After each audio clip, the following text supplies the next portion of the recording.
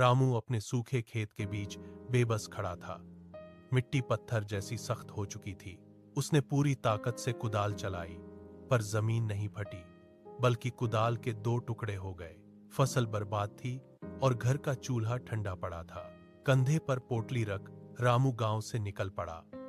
अगले 3 महीनों तक उसने तपती धूप में ईंटें ढोईं। हाथों में खून रिश्ते छाले पड़ गए, पर उसने एक एक पैसा जोड़कर अपने तकिए के नीचे छिपा कर रखा।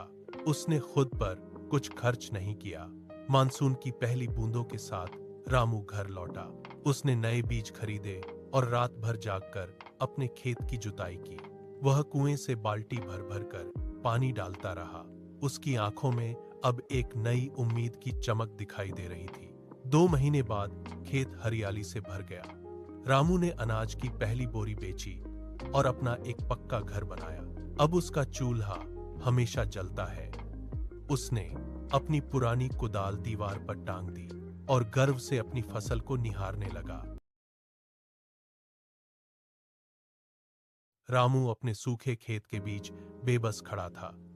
मिट्टी पत्थर जैसी सख्त हो चुकी थी। उसने पूरी ताकत से कुदाल चलाई, पर जमीन नहीं फटी, बल्कि कुदाल के 2 टुकड़े हो गए। फसल बर्बाद थी और घर का चूल्हा ठंडा पड़ा था। कंधे पर पोटली रख रामू गांव से निकल पड़ा। अगले 3 महीनों तक उसने तपती धूप में ईंटें ढोईं। हाथों में खून रिश्ते छाले पड़ गए, पर उसने एक एक पैसा जोड़कर अपने तकिए के नीचे छिपा कर रखा। उसने खुद पर कुछ खर्च नहीं किया। मानसून की पहली बूंदों के साथ रामू घर लौटा। उसने नए बीज खरीदे और रात भर जागकर अपने खेत की जुताई की। वह कुएं से बाल्टी भर भर कर पानी डालता रहा। उसकी आंखों में अब एक नई उम्मीद की चमक दिखाई दे रही थी। 2 महीने बाद खेत हरियाली से भर गया। रामू ने अनाज की पहली बोरी बेची और अपना एक पक्का घर बनाया। अब उसका चूल्हा हमेशा जलता है। उसने अपनी पुरानी कुदाल दीवार पर टांग दी और गर्व से अपनी फसल को निहारने लगा।